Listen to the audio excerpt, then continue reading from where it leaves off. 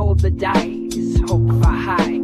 Turns in the dungeon, reach the sky. Good morning, welcome back to the channel. I'm the GM Philosopher, and today I'm here to ask you one question. Do your Session Zeros suck, or are they awesome? You know what? I have compiled a massive list of 60 different mistakes that GMs make when running Session Zero, and I have this available as a PDF download. Link is in the description. Grab that and download it. But guess what? It would take me like a long time to create a video about all 60 of these mistakes. So I picked out the top 6 mistakes that I think are the most common, that I think are the most troubling, and you know what? That I think I have the best advice for countering. And we're going to talk about those. If you do any of these 6 things while you're running games, I hate to say it, but chances are that players, at least some of the time, think to themselves, man, these Session Zeros suck, and I wish I could escape. So let's dive in so you do not make these mistakes. You're not going to want to miss this. All right, coming in at mistake number 1, the GM hasn't outlined the campaign setting, tone, or theme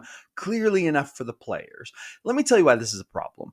When players sit down at Session Zero, a lot of times they are excited about the game. They're also excited about the character they want to play. A lot of times, player characters have put a lot of thought into what kind of species they want to run, what class, what the theme of the character is going to be, what the personality is going to be.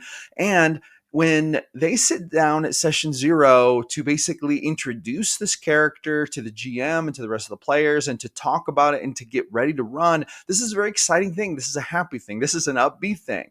Now, here's the problem. If the GM doesn't outline the campaign setting, tone, or theme clearly enough for players, this can lead to frustration, because if this player sits down with a character and then the GM doesn't talk at all about setting, tone, anything like that, this player might mistakenly believe that their character that they've created is going to fit in awesome, even if that's not necessarily the case. Now, this is kind of a deep thing, so let me talk about this for just a second. Sometimes ideas for player characters don't mesh super well with every campaign setting or tone. There are times when player expectations leading up to Session Zero might be so different that when they get to Session Zero and the GM says to them, okay, this is the type of campaign we're going to run, and then lays it out, and this player might realize, you know what, this character doesn't fit very well.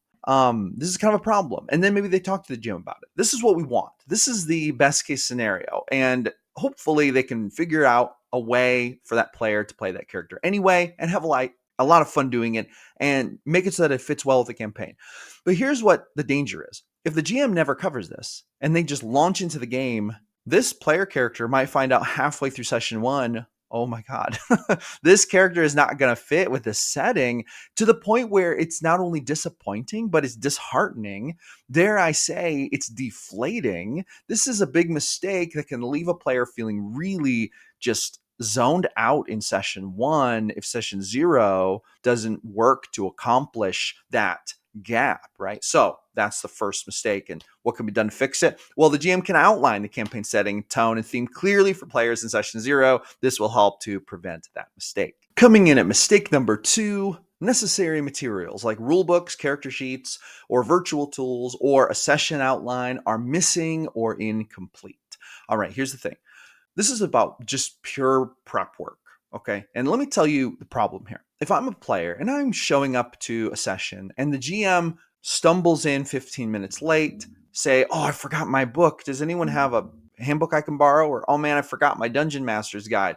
Oh, I didn't bring my dice. You know what? I was just doing some other stuff today. Never got around to swinging back by the house. But okay, let's sit down. All right. Now, I'll be honest, guys. I'm kind of just winging this one.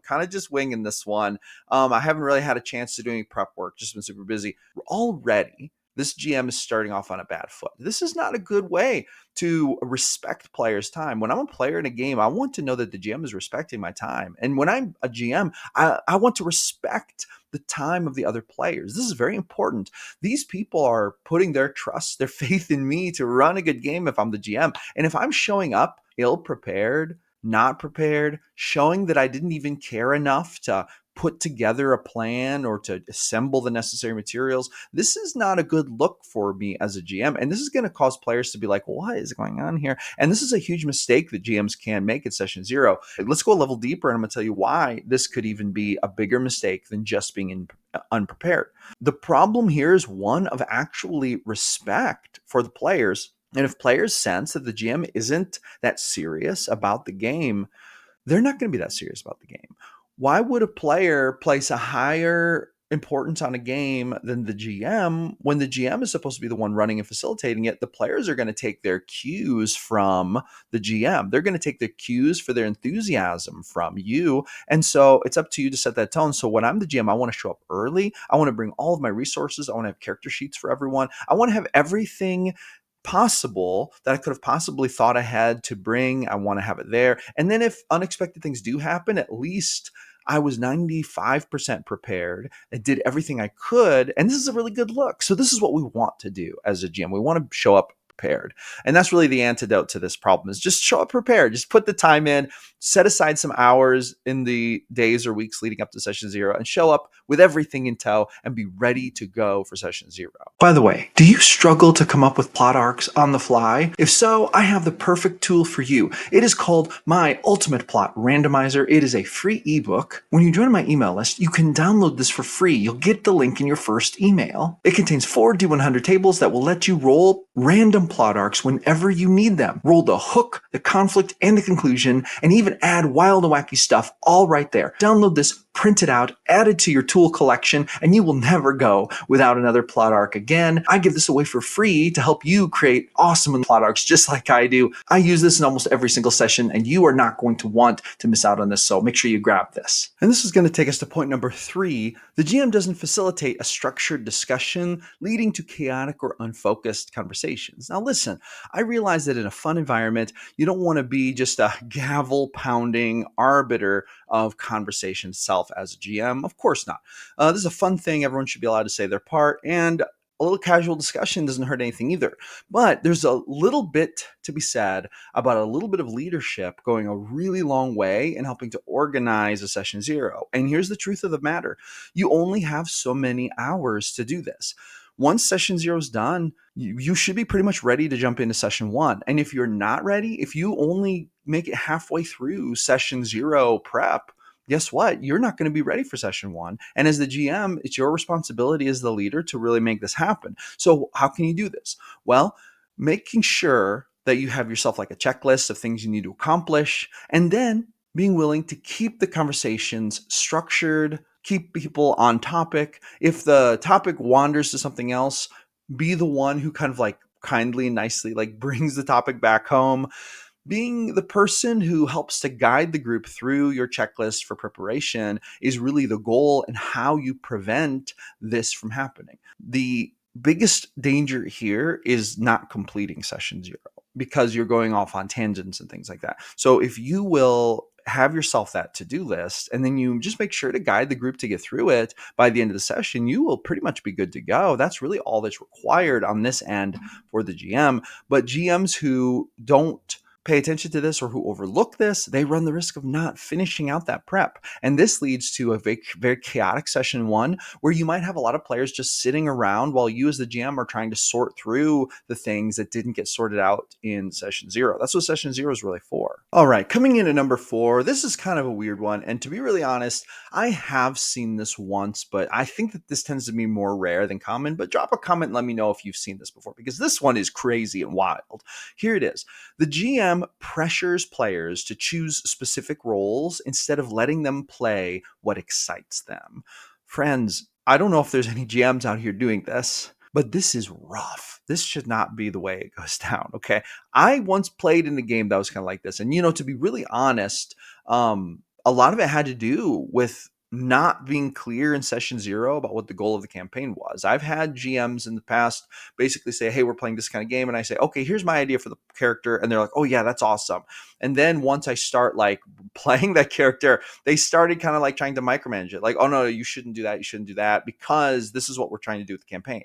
And it was very frustrating and very weird. It's like, wait a minute, what? Why don't you just let me play like what I want to play? Like, why are we doing this? I ended up leaving that campaign because it just wasn't any fun. With that being said, I'm not trying to knock that GM too much. I'm sure that there was probably part of me being a new player that contributed to that, and I probably just kind of missed a memo somewhere too. So I'm not trying to be overly negative here, but here's the thing. Here's the danger here.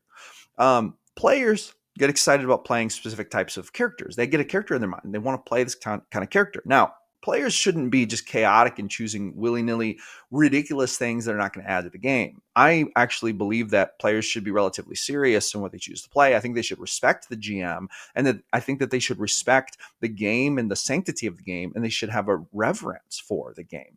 And I think that if we're playing like a dark, kind of like gritty combat focused game, the players should honor that, or they should choose not to get involved in it. With that being said, I do believe it's a very bad look for the GM to pressure players to choose to play specific things. And here's why. Because part of the uniqueness and the fun that comes out in games is players being excited about their characters and then playing those characters the way they want to play them. In the past, I cannot tell you how many times I've had players basically present characters to me and be like, this is what I'm going to play. And I thought to myself, I don't approve. I would never play that. Why are you doing that? This is what I think to myself. But that's just me personally. As a player, as a GM, I say, that sounds awesome. Let's do it. Boom. And then you would be surprised at how many times when I would maybe see a player character that I like would never play, how fun that ended up being while being run by the player who was passionate about that character idea. This is just like a case of micromanagement. GMs who do this. This is not a good look. So here's how you fix it as a GM. Don't pressure players to choose specific roles. Instead of letting them play what excites them, instead let them play what excites them, and find a way to fit the cool, unique narrative of that character into your campaign the best you can. And if they just do not mesh, hey, have a little discussion, see what little compromises can be made to get that peg to fit in the hole, so to speak, so that you can have a matchup that works really well for your game. Now, real quick, before we dive into the final two mistakes that GMs make that make session zeros suck, I want to tell you real quick about a book that I've created called The Ultimate Dungeon Loot Randomizer. This book comes in a hardcover, a soft cover that's kind of like a really sturdy comic book, and it comes in a very affordable, handy ebook option. The link is in the description. You can purchase this in my Blurb bookstore. Let me tell you about this for a second. This book contains 10 D100 tables that'll let you random roll tons of awesome dungeon loot. You can roll on mundane dungeon items, slightly magical dungeon items, mundane weapons and armor, magical weapons and armor, individual pieces of treasure, magic scrolls, magic potions and elixirs, cursed items, otherworldly wonders, and forgotten relics. Each table contains 100 unique items specifically designed by me, the GM philosopher, to keep your characters guessing. Your characters have never seen loot like this before. Plus, since it's all put together with 10 D100 tables, you can easily random roll your treasure, your loot, either on the spot or in preparation before your adventure. And one thing that I really love about this book is the fact that you can even roll full chests of treasure and loot. Even the aesthetics of the chests are included. Plus, if I do say so myself, the design is pretty cool, it looks awesome, it feels awesome, and the overall style and theme is quite evocative. Like I said, it's available in a hardcover, in a soft cover, kind of premium comic book style feel, or an ebook option. So check out the link in the description, grab your copy today, and roll loot that your players will never see coming. All right, coming in at mistake number 5 that GMs make during session 0. The GM doesn't provide a clear idea of the party's purpose or shared goals in the campaign. Listen, there are a lot of things you can do to help create better immersion, to get your players connected to the game, to make it feel real enough that they can buy into it as a fun thing to do that'll make it believable enough that they'll want to invest in it and keep coming back to the table. With that being said, one of the biggest ways to destroy immersion is to not give them a good reason to band together. Another thing is to not share the common goals that they could be pursuing. Listen, I know you don't want a railroad. The GM doesn't want to be a railroader. We all know this. But creating a session setting with that's complete sandbox, badly done sandbox, with no guidance, no direction, no discussion in session zero about the party's purpose or shared goals, this is going to create a whole nother problem. Why wouldn't all these characters just go their separate ways? That might be the most realistic thing to do in the absence of having a clear idea of party purpose or shared goals. And so one of the best ways to counter this problem as a GM is to sit down and ask yourself, why would these adventurers stick together? Why? What's the purpose? Why would they do it? And what is in it for them? Why would they ever choose to get together with these other people, possibly strangers in game, and decide to have this adventure together. What is going to keep them bound together? And what is there to gain by staying bound together? Answering these questions in session zero can really help to solidify that party cohesion and make the group a more structured unit. And a lot of times this really comes down to some kind of mission or goal or adventure prospect that they buy into. So in other words, as you're sitting there in the GM, as the GM, you say, "Hey, here's my proposition for the campaign. This is the adventure, or this will be like the quest. Would you be interested in this? Would all of you be interested in creating characters who would care enough about this to join together and go make it so?" And then you have these shared goals, then, which will keep you a cohesive unit. It will keep the party together and keep the game together. As a GM, having this conversation is so crucial. And when you miss this, you're just missing out on a huge part of the opportunity of creating immersion through party purpose and shared goals. And this should honestly be hammered out in session zero. And this is going to lead us to common mistake number 6 the GMs make when running session zero. The GM bombards players with too much lore, rules, or background at once, overwhelming them. This is especially true with new players, and it's especially double, triple true when you have a lot of lore in your world state or something like that, and there's a whole lot going on, and you have some characters who know about this, but you have some new players who just do not know nothing. They don't know how to play the game. They also don't know about your world state. They don't know about your big bads. They don't know what the gods did back in the 10,000 years before the great primal re-age, right? There's a whole bunch of things that can threaten to overload players. And so how do you handle this? How does the GM handle this in session zero? Listen, I'm going to tell you what, sitting at the table and monologuing to your characters for an hour about lore is probably not the right approach. Probably not the right approach. What is probably the right approach is going to be putting together a collection of lore for them to look at before session zero even gets there. But keep in mind that they may not even read it or look over it. People are busy. And while there are some people out there who love to dive into the lore, there are also some people out there who are very busy, who don't have time to read like a long document about the lore of your world. And there are even people out there who don't necessarily have time to quote unquote learn how to play D&D before they sit down at your table, right? Now, I understand that you might not want to play with the types of people who don't put that much pre-effort in, and that's okay. That's also something that you should figure out at session zero or before you get into session one. This should be figured out, but by the time you get to session one, you should have an idea about not only, yes, I want to play with these people, but also how do I successfully communicate the lore that they need to know just to get rolling. And here's what I like to do: basic rule of thumb. Write out bullet point list of the lore they need to know, like the top 10 things, and make them short and concise, like short, like 3-sentence descriptions of stuff that they should know. Odds are good that their character is not like a lore expert.